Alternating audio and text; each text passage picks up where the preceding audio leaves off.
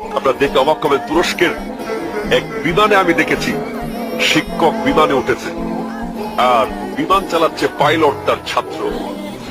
যেই মাত্র ওই পাইলট ককপিট থেকে তার শিক্ষককে দেখেছে, সে সেখান থেকে তার ওয়্যারলেসের মাধ্যমে গোটা বিমানে সবাইকে জানিয়ে দিয়েছে যে আজকের এই বিমানে আমার শিক্ষক আজকে চড়তেছে, আমার শিক্ষক আরোহী হয়েছে, আর আমি তার ছাত্র বিমান চালাচ্ছি।